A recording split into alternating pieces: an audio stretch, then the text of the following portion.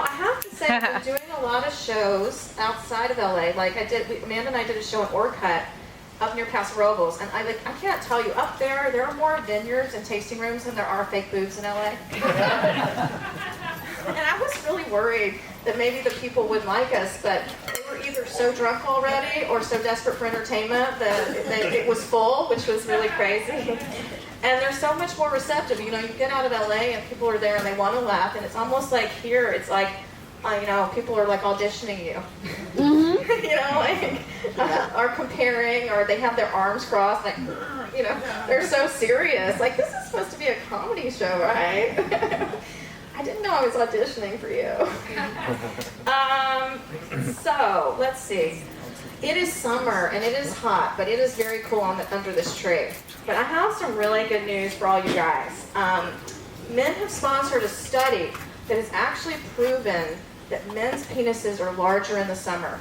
They're calling the phenomena summer penis. I mean, only men would sponsor this, right? I kept wondering, though, with fall coming, I don't think guys would be into research on winter dick, right? January Johnson, I mean, it's kind of not the package any of us are looking for, right? And then I was like, well, what does that leave us ladies? I don't, are we going to just get fall tits? Like we just lift them back up or something? So there you go. There's your genius thing of the summer. Summer penis, you guys. Own it, use it, thank me for it. Most of you know me, and most of you have probably heard my set, but I may torture you with it anyway. I have a lot of new stuff. They may not be jokes yet, so please humor me. It's hard to do stand-up, you guys. Isn't it, right? It's like, yes, it's hard. It's like emotional skydiving, right? It's the only thing when you do it and you tell your friends and they're like, oh my God, you're so brave. When they really mean, you're so crazy. We like to believe they're proud of us, right? But my family really, really hates that I do stand-up. Yeah, like some of you know, I'm a single mom. Yes! Thank you. I really get worried when there's crickets when I say that. And then I'm like, oh God, none of these people are parents, that's why they look so happy. But it's hard being a parent. I mean, you have to pretend to enjoy all those things your kids enjoy.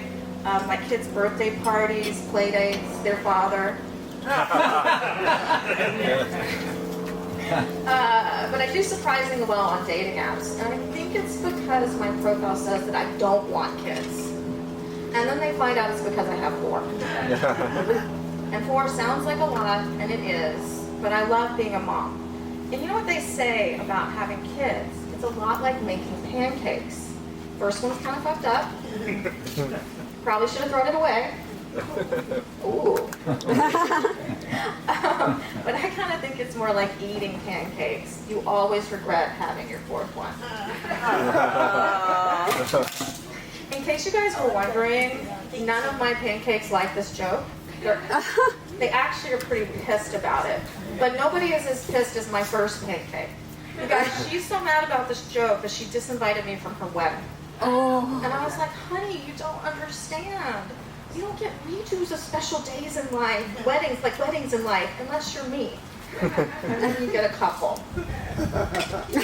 Yeah, I have been married twice. It's true. You can actually get worse at something. Sorry. Yeah, I only wish there was an Academy Award for failure. But you know what? It's not entirely my fault. I really did try. My last husband had a lot of mental health issues, and being with someone bipolar is kind of like being on a roller coaster that never fucks you. Yeah, it's like that. But at the end of my last marriage, I was willing to do anything to try to save it. I learned to cook. I went to therapy. I even took a class on how to give a great blowjob. Yeah. And it's not that I learned anything that technical, but I did learn that the secret to giving a great blowjob is pretending you like doing it. So I guess it was more of an acting class. Yeah, I did this joke recently. at a show and a girl from the bar screamed, "Well, that's obvious." And I said, "Really? Well, it's not obvious that I give a great blowjob unless I tell that joke."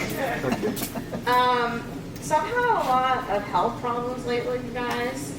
And I kind of think I'm at that kind of moment where my age and genetics are meeting in like a head-on collision. I'm like a car that all the parts need to be recalled, right? But the upside of that is that now I can officially blame my mom for everything. Like, I knew that my emotional pain was her fault, and now my physical pain is too.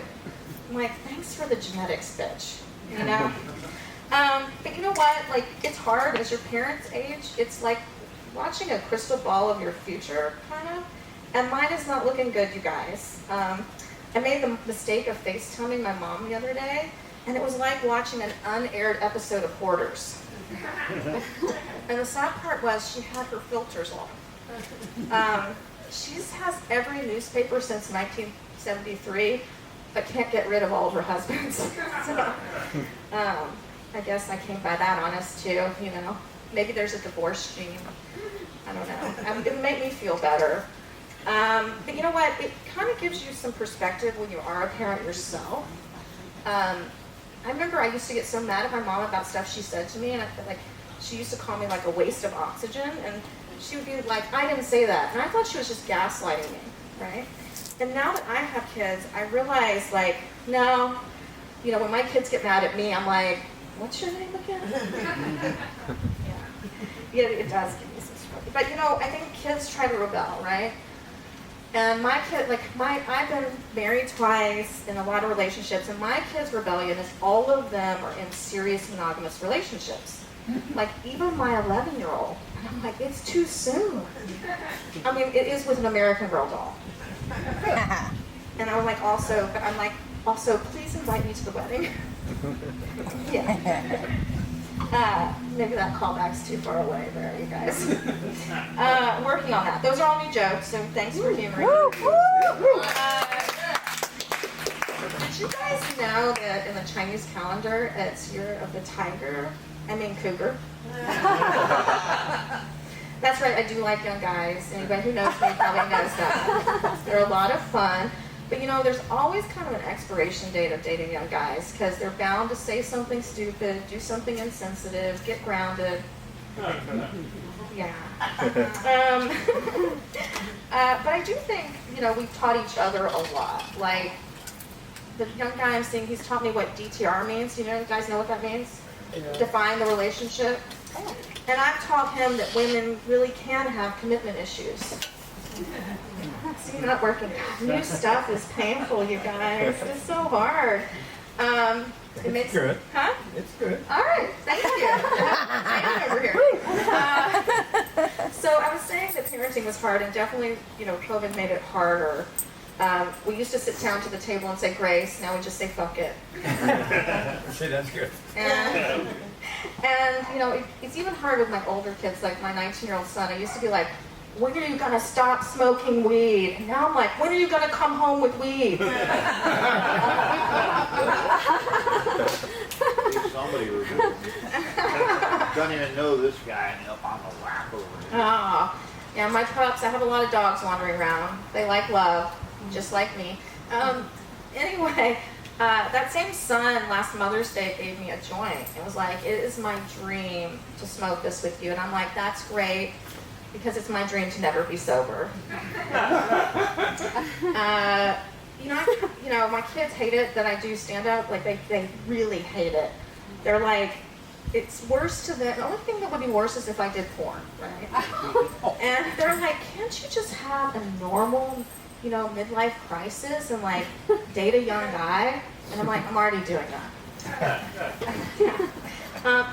Kids think they want the cool mom until you are the cool mom, and then they're like, please stop hitting on my friends. But I think that if, you know, you're not embarrassing your kids, like you're not protecting them, right? It's kind of part of your job as a parent.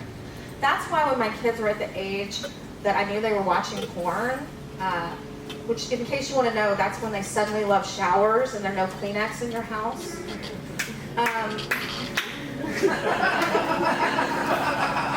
A fan of jerking off right there. Right there, ladies and gentlemen. You know, what I did is, you know, I made each of them go to Rite Aid and buy condoms with me. Because A, if you can buy condoms with your mother, you'll never be embarrassed to buy them.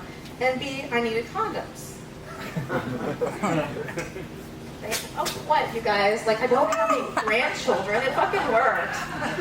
And they thanked me. You know, that they thanked me. It did make for a very awkward Mother's Day card. But I got real about sex with my kids because when my oldest daughter was a teenager, I walked in on her having sex with her boyfriend.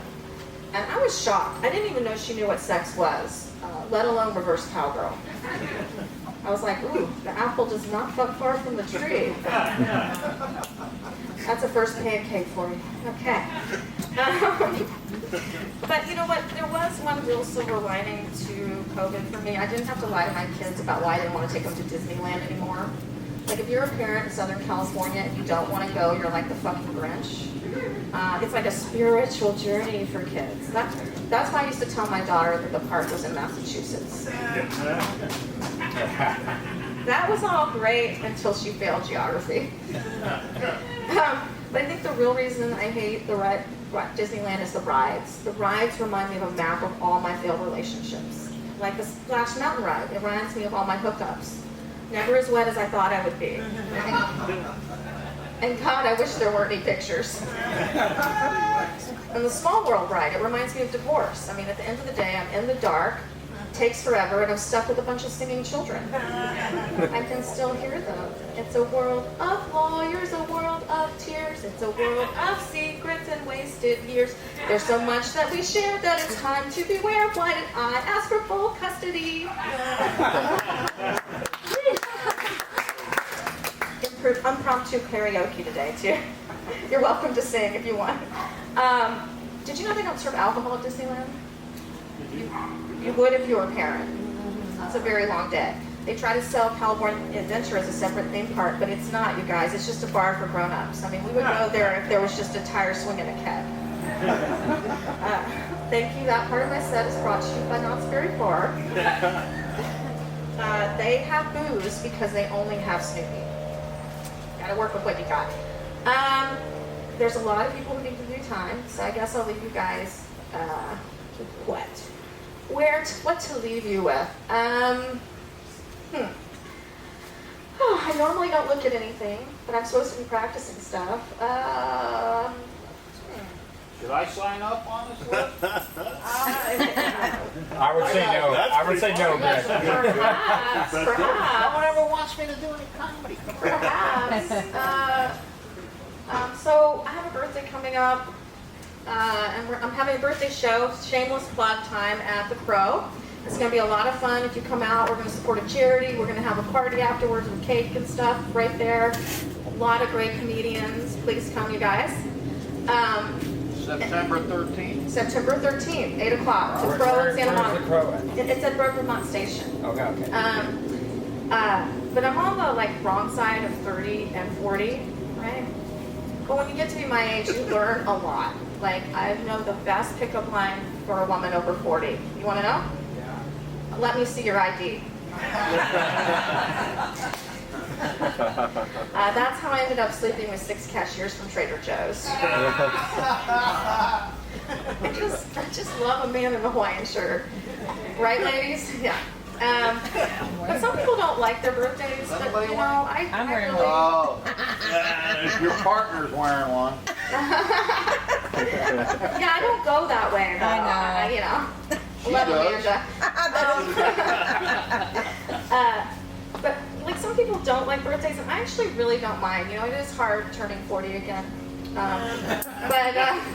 You know, It's like turning 57. Oh, happy birthday! Yeah. But my daughter just had a birthday in June, and I told her the facts of life. Finally, it's time for her to start lying about her age, or I have to quit lying about mine. Right.